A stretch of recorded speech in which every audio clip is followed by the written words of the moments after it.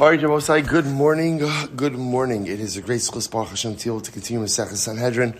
So we begin by thanking all of our sponsors for this morning. To thank our TALMUD TORAH sponsors for Tafshin Pehei 5785, the Tilson Mishpacha, for dedicating all the Shirim and Drashos this year as a zechus for besuros, tovos for Am Yisroel. TALMUD TORAH sponsors for the month of Teves Habadlin and Tovah, the Kelman Mishpacha memory of Amit Ben David Levy, Zichron Livracha, brother of Itay Levy, who was killed fighting in Gaza on the first night of Chanukah. We hope that in the merit of our TALMUD TORAH, his precious neshama will have an aliyah and the family a nechama. And we thank our Daf Yomi sponsors for today, Michael and Rachel Turniansky, in honor of the birth of their grandson, Mazel Tov. Mazel Tov, born to Yitzi and Jenny Turniansky. Mazel Tov, Michael. And the God Torah, L'chopa Ulamaisim Tovim. And of course, we'll say we dedicate our learning in the zechus of the three precious hostages returned to Klal Yisrael yesterday. I'm sure we all saw some of the video clips, which were just so amazing and so overwhelming and so beautiful. But it reminds us that there is still so much more that has to happen, and how we have to redouble our efforts, learn a little harder, daven a little harder, do a little bit more chesed, a little bit more tzedakah, whatever we can do.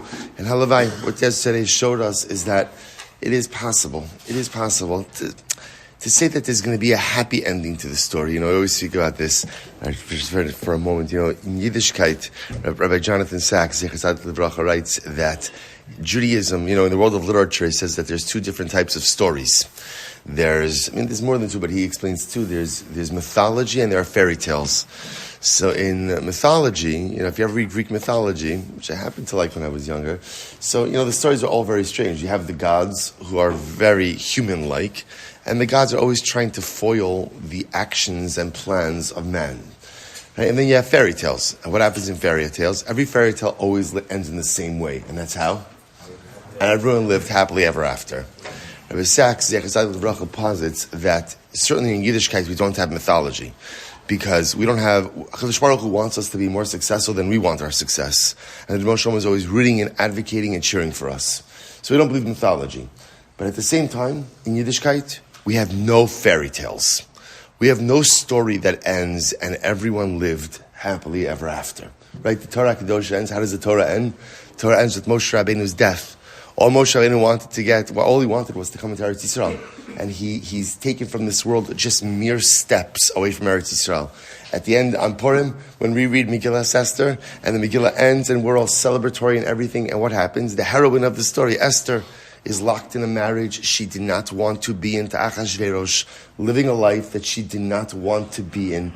Judaism doesn't have an everyone lived happily ever after stories. It's not the way it works, because that's not the essence of life. The essence of life is not an everyone lived happily ever after. The essence of life is the end of the narrative is, and everyone kept on living, growing, and accomplishing. Despite the pain, despite the setback, with all of the broken hearts, we keep on going. So, we see these incredible images of the hostages being returned. And on one hand, there's such a feeling of elation, such a feeling of celebration. And yet at the same time, we cannot forget all of those who are still in captivity, literally in captivity. We can't forget all of the precious soldiers who have given their lives al Kiddush Hashem over the course of the last year.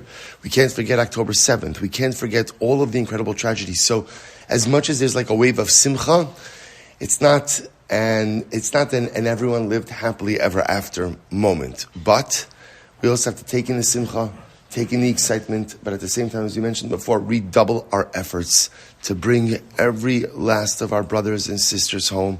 And there is one story that will end, and everyone lived happily ever after. That's Mashiach. That's Geula. And we eagerly await that day. And may it come here, Rabbi Aminu. Amen. We'll say with that, let us begin. So today's daf is Lamed 34. All right, we got a lot to do today. Let's pick up on Lamed Gimel Amud Beis 33b. And we left off, we got to the two dots. Right? Yeah. Good. Dinei Mamanes Hakol. So let's remember again. So the Mishnah said, Dinei Mamanes Hakol Malam Din Schus V'chova. Dinei Nefashes Hakol Malam Din Schus V'en Hakol Malam Din Chova. So when it comes to Dinei Mamanes, right, monetary law, everyone, now we'll see what everyone means. Everyone has the ability to go ahead and be Malamed Schus, to advocate, right, on behalf of the defendant, and Malamed Chova, and to also go ahead and bring condemning evidence When it comes to Dinei Nefashas, when it comes to capital law, so the halacha is like this. Hakom b'lam din zechus. Everyone has the ability to go ahead and bring a zechus, right? Everyone has an ability to advocate on behalf of the defendant, but not everyone has the ability to go ahead and be malamid chova, be malamid, or introduce some damning evidence. Let's analyze this. Says the Gemara, hakol. Now I will say, what does hakol mean? Hakol what? Who's hakol? So the Gemara says, va'afilu edim. Even witnesses. Now what does this mean? Take a look at Rashi. A few lines up from the bottom. Hakol afilu edim. Rashi says, she'idu alav yicholun lamed alav rayel shel zechus. So listen to this case.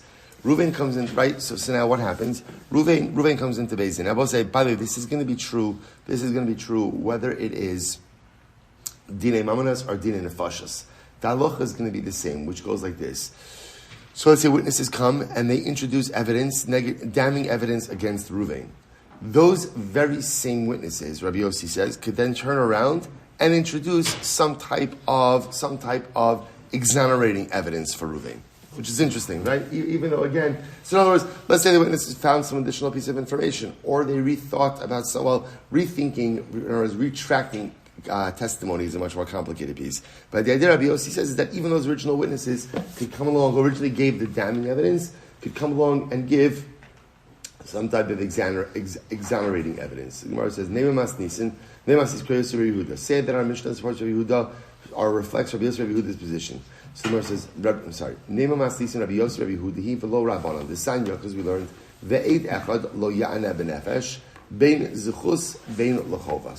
So remember again, the pasuk says, Ve'ed echad lo ya'ana b'nefesh lamos.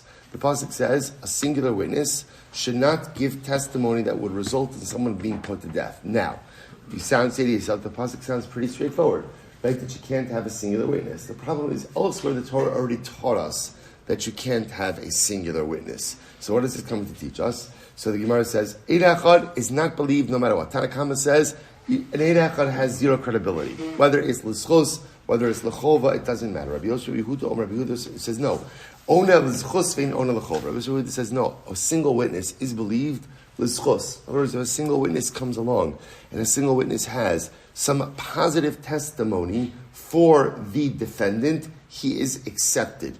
Rabbi said, interestingly enough, or the way Rabbi Yosef Yehuda is saying is that what does that mean? What does that mean? In other words, what can the Eid Echad do? So the Gemara is suggesting over here that what it means is that even if one of the original witnesses who gave damning testimony then finds some other exonerating testimony, we accept him. Papa says, the Papa says, no. What does it mean when the Mishnah says, Hakol malam din zechus? It means even one of the students who is in the Beis Din. Now, what does that mean? Now, this is incredibly important. What this means is as follows. We saw this before, that in Beis Din, they would often have like rows of students who were there in front of the Beis Din themselves. Now, that was for two reasons. Number one, best way to train in new judges is how? Train in new judges, right? Let them be there as the Dinei Torah happen. What it also allowed for was a judge pool, right? Should something happen to one of the sitting judges, they were able to pull someone literally from the bench, and add them in. So Papa says, listen to this, that if as the proceedings are going on, one of the students in the courtroom sees some type of exonerating evidence for the defendant, speak up. The Gemara top of Lamadal. My time Rabbi Yosef Yehuda. What's Rabbi Yosef Yehuda's logic? So the Gemara says, the pasuk says, Eid Echad lo ya'ana b'nefesh lamos. An Eid Echad should not testify about a person that they should be put to death. Lamos hu de'ina ona. So you can't go out and testify that somebody should be put to death. Aval l'schos ona. But ultimately, again, to exonerate, he absolutely can say something. Now, both say now, again, what an Eid Echad could actually accomplish is a different discussion, right? So what is he offers some exonerating evidence, and what? Okay, so we'll see him here, Hashem. But the idea is that he's listened to and his testimony is heard. The Rabbanan say no, we don't accept that. The Rabbanan say once a witness gives his testimony, that's it.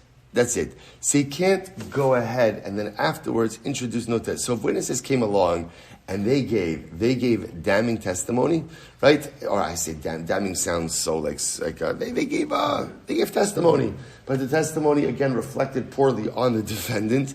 So the Rabbanan say for one of the witnesses, they say, "Oh, you know what? I just thought of something and it's positive." You can't do that. You can't do that. That looks like you're trying to cover your bases. And in the event that you found, I don't know, to be a false witness, to be an Eitzomim, so you can't do that. Once you give your testimony, choose a team, and that's it. Rabbanan, Hai Lamos My Darshibe. So what did the Rabbanan do with the aforementioned pasuk that says, Eid Echad Lo Ya'ana B'Nefesh Lamos? What do you do with that? So the Gemara says, Mukmi Le Be'echa Min HaTalmidim. Oh, so they say again, it refers to one of the Talmidim, that again, if one of the students in the court sees some point of exoneration for the defendant, then ultimately, again, they are believed to give that testimony. Kidisanya, Amar Echad Min HaEdim Yeshli L'Lamed Alav Zchus. If one of the students in the court says, I have some way to go ahead and be Malamed Zchus, to go ahead and find something positive about the defendant, Minayin Shein Shomen Lo. Minayin Shein Shomen Lo. This is one of the witnesses, I'm sorry. One of the witnesses says, just to frame the case, one of the witnesses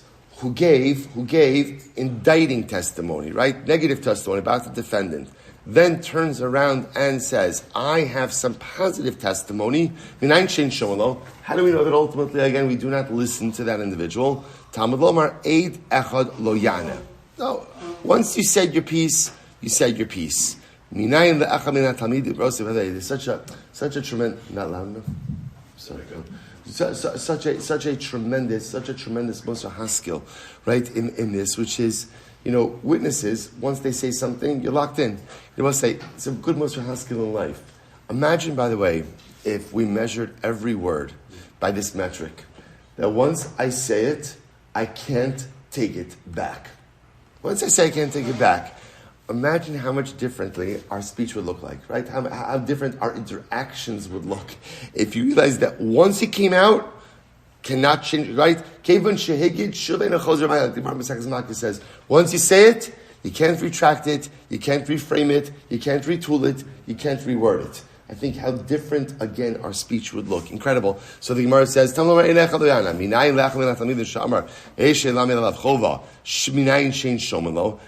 halacha l'maisa again, if one of the students in the Beis Din, right, the court proceeding is going on, and one of the students in the Beis Din says that halacha l'maisa again, I have some indicting testimony to go ahead and give. In that case, we don't listen to the students. So the only time we listen to the students is when they have something positive to say. If they have something negative to say, we're not going to listen to them. Talmud Lomar, Echad Lo Ya'na B'Nefesh Lamos. Incredible. So we'll say, so a lot of things come out of here. So first of all, again, this idea that at least according to Rabbi Yossi, even the witnesses who previously gave negative testimony, if they find something positive, have the ability to go ahead and introduce that into the court proceedings. Rabbanan disagree with that, but everyone seems to agree that the students sitting in the court, if they see some point that could be helpful to the defendant, are believed to introduce that. Incredible. Okay, let's go back there. Dinei nefashos hamalami. So we'll say, this is the next part of the Mishnah. Excuse me. The Mishnah said, Dinei nefashos hamalami, according to the Mishnah, hamalami chova malami zchus, aval hamalami zchus ein yochel laksar ulalami chova. So the way it works in capital cases is that if you go ahead and you introduce, let's say Malamid Chova, so witnesses go ahead, or court goes ahead and wants to find the person guilty, they could change their mind and find the person innocent, argue for his innocence. Conversely, if they argued for his innocence, they can't change their mind and go ahead and argue for their guilt. I will say, I just want to point out, I was thinking about this a little bit yesterday. When you see this, on one hand it sounds so beautiful, Beis Din doesn't want to put someone to death. On the other hand, it doesn't sound like the way a legal system is supposed to work. Like, in other words, you're tying the court's hands over here in capital cases, right? So just understand, the halacha works with a basic premise, which is human judgment is never perfect. Human judgment is never perfect, right? So in other words, there's this understanding, what I think one of the key phrases to always keep in mind is the Gemara says, Ein l'dayin lodon ela ma she'ein of rose. A judge could only judge based on what his eyes see. And I will say, and again, witnesses, even when we're talking about truthful witnesses, When witnesses give testimony, they're giving over the truth. What is that truth based on? What is that truth based on? Right? The way they perceive truth. I always say, we all perceive truth in different ways. So if you think about this, every single form of human judgment, right? So the witnesses are presenting truth based on the way they perceive it and see it. The judges are interpreting facts based on the way they perceive it and they see it. So if you think about it, from actual truth, objective truth, is filtered through witnesses' truth. Again, everybody's good people. Witnesses' truth, judges' truth, and now we arrive at a verdict. Which means it's possible that you are at least two steps removed from what actual reality is. So in monetary cases, let's play this out. What's the worst case scenario? Hey, let's go through this. What's the worst case scenario? Money ends up in the wrong hands. Here's the great news. The Ribono Shel Olam could move money. Right? That's not a problem. That's easy. That's easy. Okay, so basically put money in the wrong hands with all the best intentions, no problem. The Ribono Shel Olam could go ahead and, I was going to say launder, but that's the wrong word, right? He could go ahead.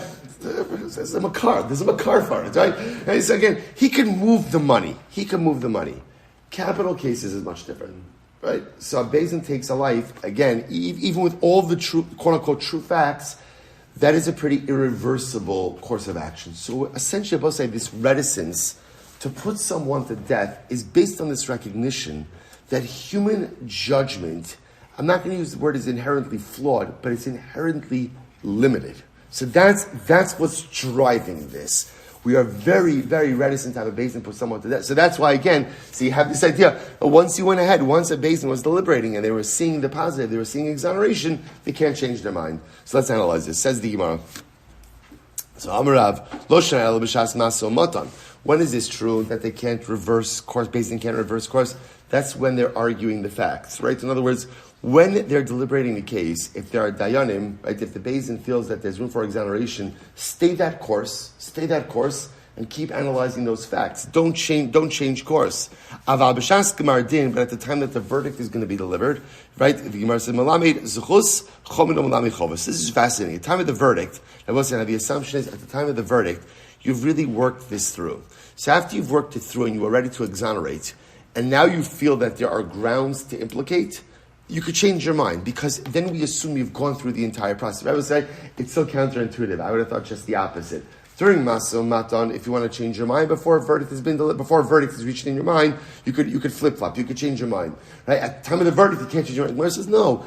We want to. If the Beis Din sees room to exonerate, see that process through. Go through the Maso Matan. Okay, you get to the time of the verdict, and now you're ready to deliver a verdict. You see the other side, you can still change your mind. Incredible. So the Gemara says, Meisvei lemachras mashkimin ubain. So listen to this. So the Bride says as follows. This is a capital case. So what happens? Lemacharas, the next morning. Now what does next morning mean? So Beis Din has deliberated. Now remember, so we saw this before. On capital cases, verdict is never delivered that same day. Beis Din has to sleep on the verdict, and the verdict is delivered the next day. So therefore the Bride says as follows. Lemacharas, the next day. So let's say again, Beis Din sat in session on Sunday. Now, again, they're sleeping on it. So it comes Monday morning. The macharas mashkimin ubayin. The next morning they come back to the Beis Din. So what happens? Hamazaka, Omrani Mazaka. So the one who wants to exonerate says, I'm exonerating. Mazaka ani bimkomi, and I stand in my place.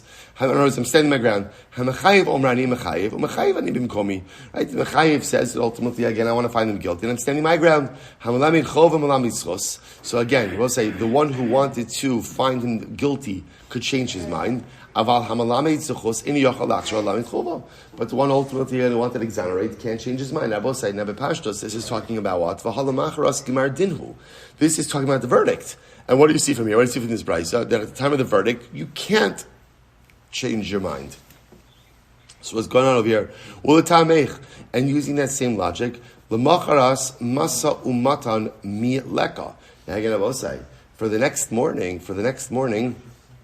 ultimately, again, so what fahalamacharas gemardinu ulutamech ulamacharas maso matan mileka. But even the next morning, we'll say, even when they get up in the next morning, okay, I understand they can't deliver the verdict until the next morning. But who's to say there's not some back and forth the next morning? Maybe there is still some more back and forth. The Jewish Gemara says, Kikatani, Bishas Maso Matan. You're right, this price is actually talking about not time of the verdict, but rather again, it's talking about, again, the time of the back and forth. So supporting what Rav said before, that during the Maso Umaton, no one could change their mind. Why? I will say it's very important. What the Gemara is saying is like this: if you're going to choose an approach, and you're going to choose a mahalach, and you're going to choose an opinion, stick with it and see it through. That doesn't preclude you changing your mind, but be a well thought out individual. Right? You see this all the time. That people we change our ideas, we change our hashkafas, we change our approaches because we're not really well thought out. The Gemara is saying during Shas Maso Matan, be thought out. Think through what you want to hold, and then arrive at a decision. If you want to change your mind later on, of course, there's always the ability to change your mind. But B'shas Masamati, you can't change your mind. B'shas Gemar Din, before the verdict is officially delivered, you can change your mind. Incredible. So Tashma, Danan Elu Kineged Elu, Ad Shira Echamem Esh, Ad Shira Echad, Ad Shigira Echad, Min HaMechayvin Divrei HaMezakin. So that's what happens when a Beis Din is adjudicating a case, assuming we have a split opinion. So what happens? We allow the Beis Din to kind of hash it out until ultimately, again, one of the judges who wants to find guilty switches over to the side of innocence. So therefore, we have a majority to declare the defendant innocent. V'em Isa listing nami epcha. But again, on both sides, it sounds like from here that the reverse is also possible. That you could have, let's say again, a group where the majority or some chavra is holding that he's innocent, some chavra is holding that he's guilty. Let it Abraisa also say that we allow them to debate it until the guilties have the majority. Tana azochos mahader. Achov lo mahader. No, because the Tana is looking for an innocent outcome, not for a guilty outcome. Tashma, Rabbi Yosef Chanina, Echa min haTalmidim shezicha umei. Suppose is very interesting. So let's say one of the Talmidim, one of the members of the court, one of the students who became a member of the court, found grounds to exonerate. And then what happened? He died before the verdict was delivered. Rowan also kilu chayv obim komo. It's fascinating.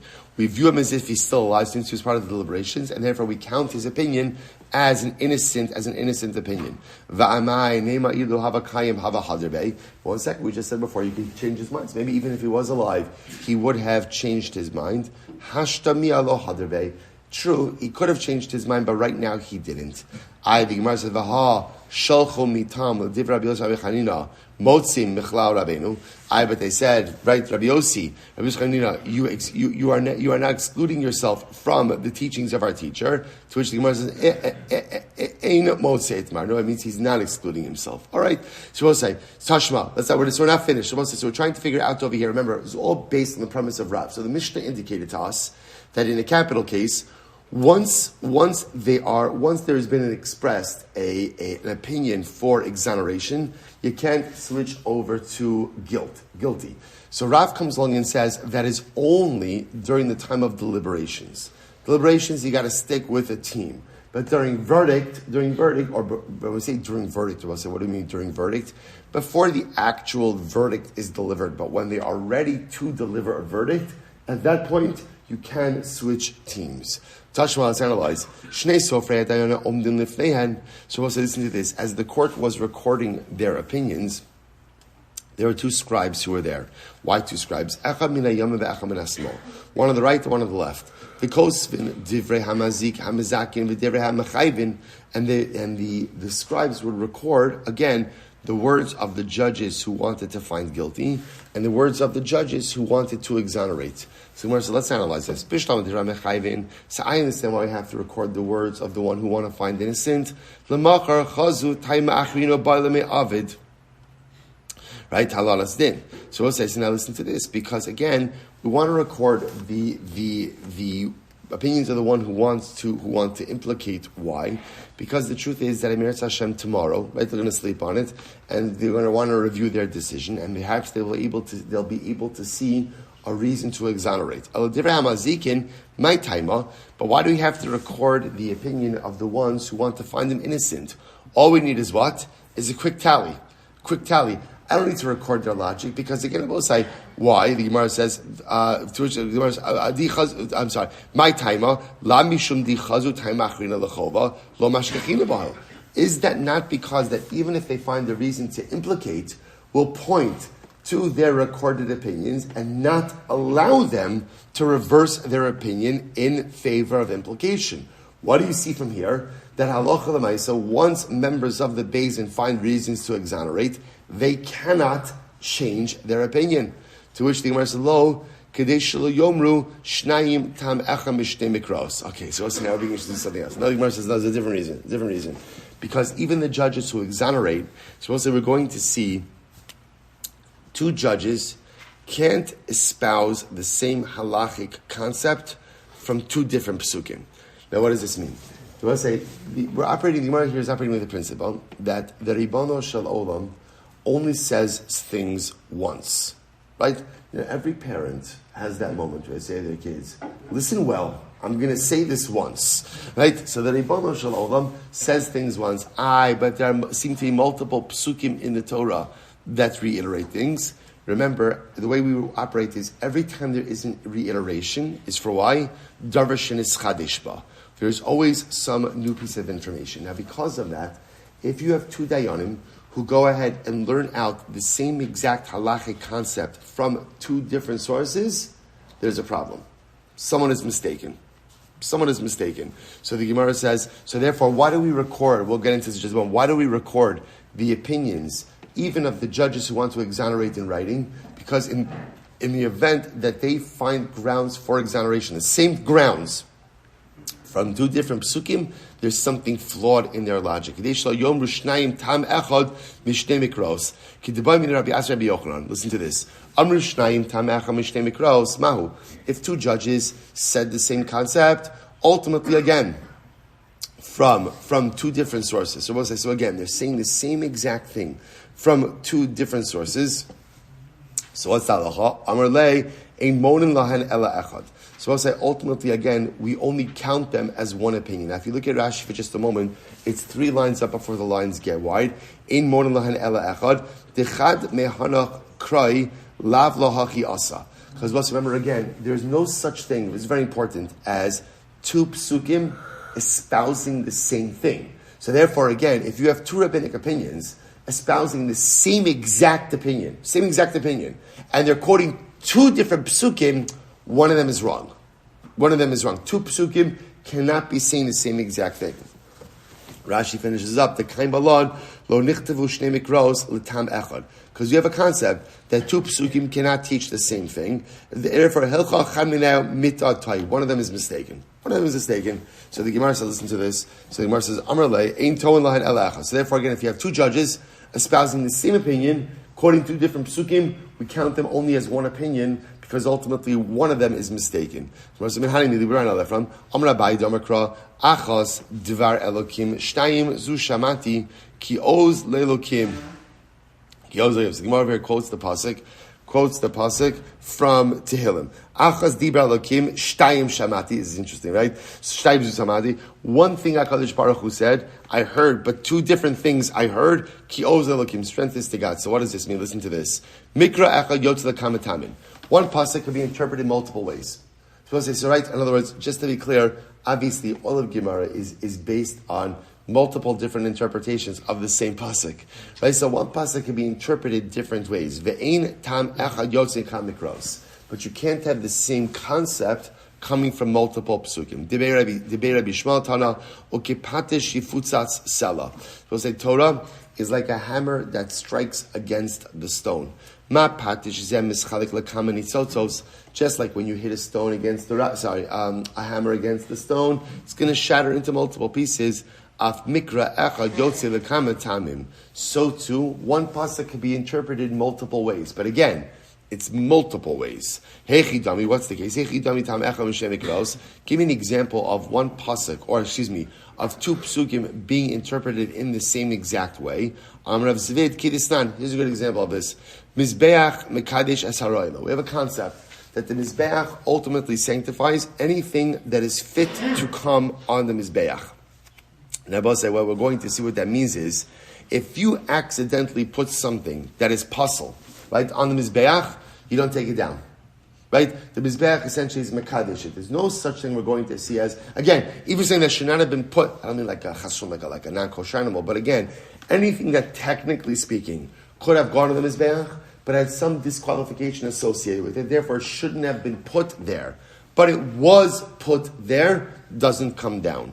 So Rabbi Shmuel Omer, Kalarai Leishim, Im Alalo Yar. Rabbi Shmuel says, anything that is fit for the fires, right, but let's say it was disqualified for some reason, but you ended up putting it on the mizbeach, you don't take it down. Im Alalo Yar. Shneimar, Ha'ola al Mukda. Ha'ola al Mukda. Ma'ola Shiru'i Leishim, just like an Ola is fit for the fires, the sacrificial fires, Im also lo tered, and even if the Ola for some reason was disqualified, right, the Ola is disqualified, if once you put it on the mizbeach, you do not take it down. Af kol shiru'i leishim im Allah lo yara. So to anything else that was fit for the sacrificial fire, but for some reason was disqualified, we don't take it down. Rabbi Gamliel says, Kol roi le mizbeach, anything fit for the mizbeach, im Allah lo yarad. If ultimately, again, it went up on the mizbeach, it does not come down. Shne'emar, hiya ola al mukda al mizbeach. Ma ola shiru'i legabi mizbeach, im also lo tered, af kol shiru'i le mizbeach, im Allah lo yered. Fine. So where it says, I have a tarvayu, my karma karvu. So we'll say, and what are we talking about? What's being offered on the mizbeach that's not supposed to come down? Psulin. So we'll say, what are we talking about over here? And it's fascinating halacha. That if you go ahead and you put something that is pasul on the mizbeach, it should not have been put there. Once you put it there, don't take it down. Don't take it down. So the Gemara says, Mar ma'aseh mim korah, umar ma'aseh mim mizbeach. Suppose, interestingly enough, halacha l'maisa, they're both espousing the same idea from two different psukim. The Gemara says, "I v'ha'asam miflag pligi diktani seifa ein bein divrei b'gamliel divrei b'shua ela hadam v'anasachim." But it's not true. They're not saying the same thing. The Gemara says there's a distinction.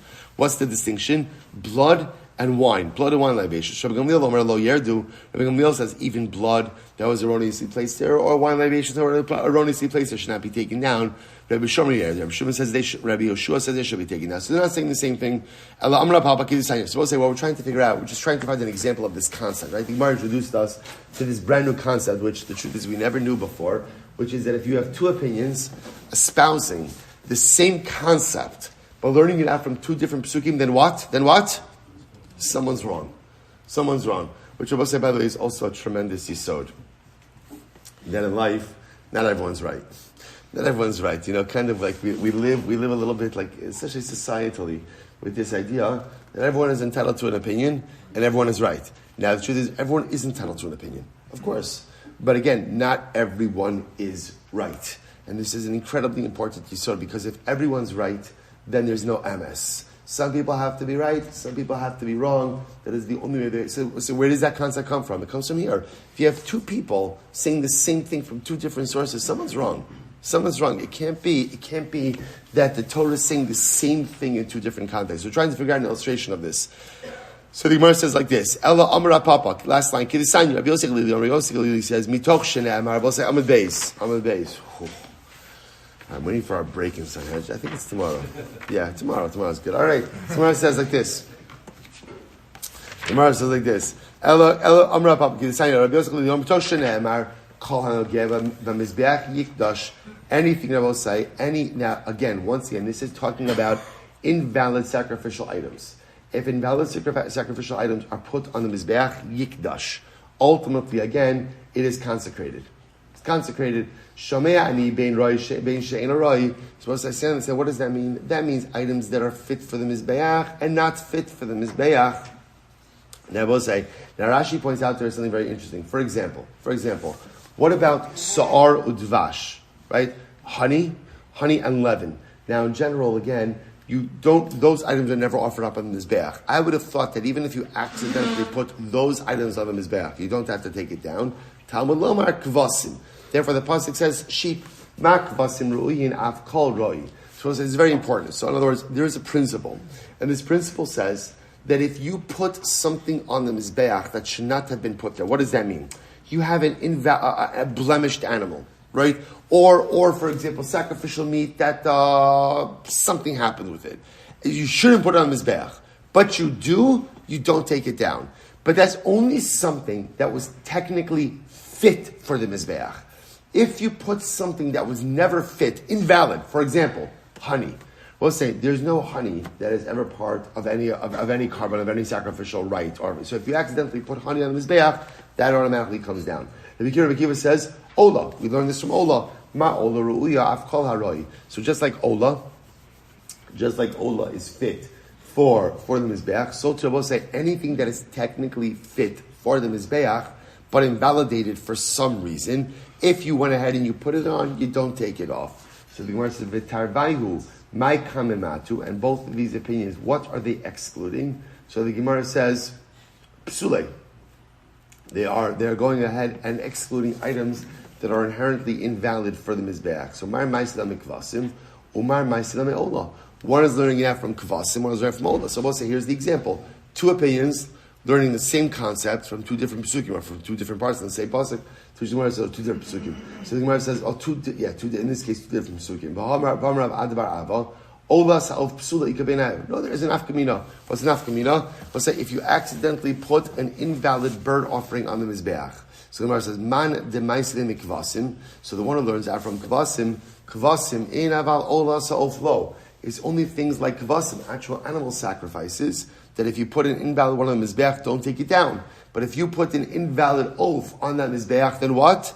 Take it down. And the one who said Ola, even Ola Sa'of, if you accidentally put an invalid Ola Sa'of on the Mizbeach, don't take it down. So we'll say, so once again, they're not really saying the same thing. Rashi says as follows, Dam yechashev le'ishahu, dam shafach, l'rabos es hazorek divrei Rabbi Shmuel. Supposed to listen to this. So totally different discussion, not different discussion, different example.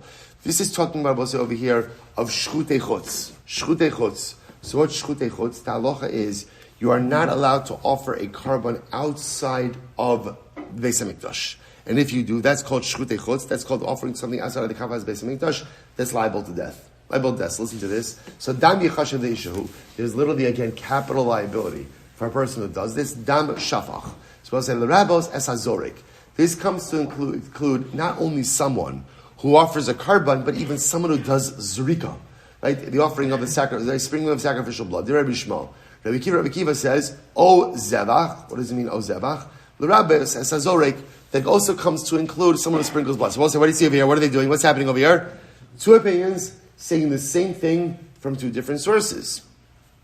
V'tarvayu. My kamarbu, what are they both coming to include in the category of shchutei chutz? So zrika, mar ma'isile medami chashev, umar ma'isile me'o zevach.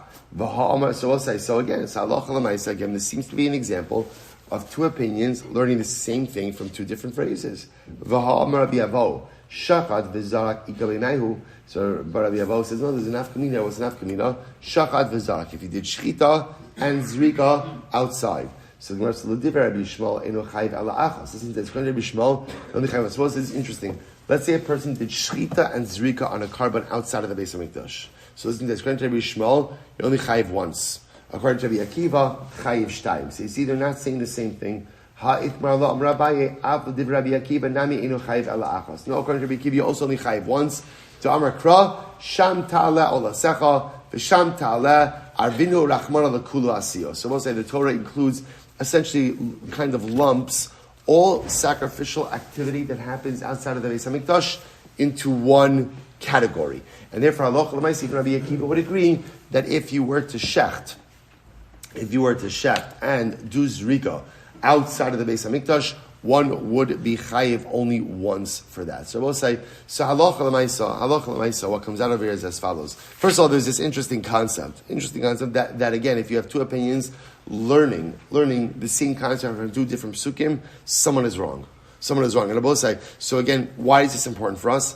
Because in a Beis Din, if you have two dayanim offering an opinion, right? They're both offering, by the way, this is true whether they're both implicating or exonerating. And they're both espousing an opinion. And they're basing the same exact concept on two different psukim. The halacha is, they're only counted as one opinion. Someone is wrong in their analysis, and therefore, again, we don't know who's wrong necessarily, but they are only they're counted collectively, ultimately, as one opinion. Incredible. All right, let's go back to a lot to do. Second wide line. Dinei mamanis tanamayom. So we'll say, so now we're going to get into more logistics. So what's the halacha? So dinei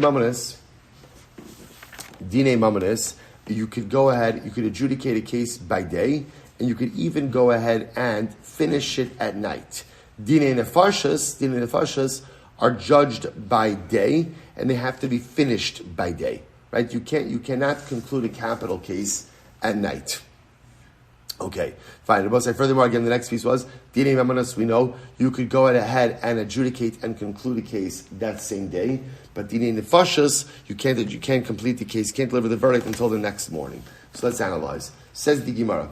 So Dinei Mamanos done by Yom. So from where do I know that? From where do you know that Dinei Mamanos is adjudicated by day? And by the way, it's adjudicated by day and can be finished that same day as well.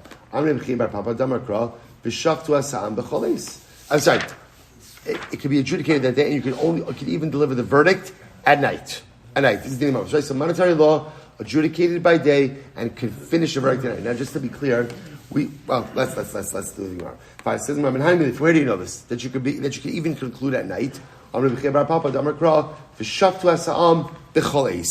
pasuk says you should judge the people at all times. At all times. So you see from here that you could even conclude a judgment at night. If that's the case, then why can't you even begin a court proceeding at night? Right? Beginning at night, to which the Gemara says, Kid Rava. The Gemara says, the Rava Ramik because Rava went ahead and contrasted psukim. Right? Rava Ramik the pasuk says you shall judge the people at all times, which sounds like what? You should even be able to begin a court proceedings at night. Uksiv, and the pasuk says, "V'haya biyom hanchilo es banav." Then about by inheritance law, the pasuk says that it will be on the day that he bequeaths to his son. What is supposed to say? Which sounds like what? Now bequeathing, the assumption is this is a state law. So a state law is going to be done when? By day. So what's going on over here? So all this is monetary law. So could monetary law be done at night or not? Okay, so here we go. Yom letchilas din. So what we learn is a case can only be initiated by day, but laila ligmar din. So I say that's how we reconcile the two psukim. So you can only initiate a court proceedings by day, but you are allowed to complete it and finish it even at night. To which the Gemara says, Mas nisan d'lo Rabbi Meir. Our Mishnah does not reflect the view of Rabbi Meir. The Sanya, Rabbi Meir said, Omer, Ma Talmud Lomar, Al Pihem Yiyeh Kol Riv V'Chol Nega. So the pasuk says, based on the Beis Din, right? Based on the Beis Din, will be adjudicated any Riv and any Nega. And we'll say now, what does Nega refer to? B'Pashtus Nega refers to Tzaras. So the Gemara says, V'chima Inyan Rivin Eitzel Negoim. We'll say Rivin refers to just conflicts, right? Beis Din will resolve conflicts. So why is Negoim? Why is Tzaras brought up over here in the context of Rivin? Elamakish Rivin Negoim. Rather, the Torah is coming to compare, right? Conflict resolution, or conflicts. Tenegoim, manigoim bayom. We'll say just like tzaras, right? Tzaras can only be examined, can only be seen by the Kohen by day. Dichsev obiyom hera ospo, afrivim bayom. So to again the adjudication of court cases of conflicts can only be done by day. Umanigam shelo besumin is very interesting. And just like I will say, again, you cannot deal, right? A person who is blind cannot rule on nigoim. Dichsev l'chol mara eni hakohen afrivim shelo besumin. I will say this is fascinating. Halacha l'maisa, judges can't be blind. Isn't that fascinating, right? You cannot have a blind judge. Now this is based on the comparison between rivim, adjudication of cases, and the goyim, saras. Obviously the Kohen needs to have sight. So just like the Kohen has to have sight, the judges have to have sight as well. They'll say, which by the way is fascinating. You say to yourself, why? They could just ingest the information. No, because the truth is, in judgment, seeing the way people act, seeing the way people present, seeing the way people react to information being said for them, against them, is incredibly important in the process as well. So the Gemara says, well, if that's the case, furthermore, again, we also compare Nigaim to Rivim. Just like the adjudication of cases, you can't have judges who are relatives. This is interesting. So apparently by Tzaras, you can't go to a Kohen who is related to you. Which also makes sense. If that's the case, Ima Rivim Mishlosha, Af Nigaim Mishlosha. But then we should say, just like a Beis Din by Rivin has to be comprised of 3 people, so maybe Tzaras also has to be seen by 3 people. The dinhu, goes like mamono b'shlosha gufo kol shekin. If monetary cases have to be adjudicated by a Beis Din of 3, certainly cases involving your physical body should require a Beis Din of 3. Tamulomar v'huva el aron hakohen o el echad mibanov. Halamarata shafilu kohen echad roas haneglaim. We'll say no. So that's where the comparison stops, because by neglaim by tzaras it's quite explicit. The Torah says you shall be brought to aron hakohen, which indicates to us you need a kohen, and how many of them do you need? Only one, in order to rule on Sarah's cases. Incredible. So when Gemara tells a story, there was a blind man who lived in Rabbi Yochanan's neighborhood, right? And he adjudicated cases, he acted as a judge, and Rabbi Yochanan never said anything. Rabbi said, we just said before that what? A blind person can't serve as a judge. So the Gemara says, how is he able to do this on Rabbi Yochanan? Halacha kistam mishnah. Also, Rabbi Yochanan says that halacha is like a stam mishnah. And what does the mishnah say? Utanan, kala kasher ladun, kasher lahayid. Whoever is fit to give judgment is fit to give testimony. V'yesh shekasher lahayid ve'in kasher ladun. Now, by the way, so we'll say, so this works in one direction. Whoever is fit to be a judge is always fit to be a witness. But whoever is fit to be a witness is not necessarily always fit to be a judge. But the idea was what we just said before, that Allah a blind person can't be a judge. So what's going on? So how is Rabbi Yochanan allowing this guy to operate in his neighborhood without saying anything? But Rabbi Yochanan says, La suye suma ba'achas me'inav. So it's interesting. Rabbi Yochanan himself said, this comes to include even someone who is blind in one eye. That even someone who's blind in one eye is not allowed to be a judge. To which the Gemara says, you're right, Rabbi Yochanan stamach risi ashkach. Rabbi Yochanan has another stam mishnah. What was the other stam mishnah? So Gemara says, Dinei mamanes danin bayom v'gorim b'alayla. Monetary law, you can begin the case by day and finish it at night. So the Gemara says, you can finish danin bayom v'gorim b'alayla. You can finish it at night. So as I say, interestingly enough, so I say, you know what most actually we'll do is we'll stop over here. Let's go. So I'll say ultimately again, why is this stam mishnah? Why is this one stronger than the other one? So Gemara says, so first of all, again, this second stam is stated more in the rabbim. Ultimately, again, furthermore, again, this second stam mishnah is halacha l'maisa quoted in the context of other court-related laws. So because of that, we'll say, if you take a look at Rashi says, so we'll say, so now, how does this second, let's just end with this, how does this second brisa support blind judges? Because we'll say the assumption is like this.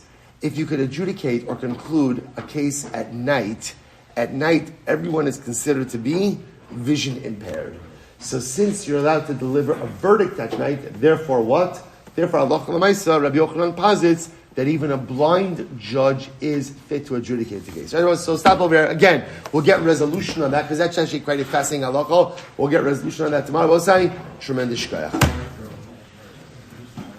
All right, Chavran, have a great day, everyone. Good to see everyone. Besuros tovos.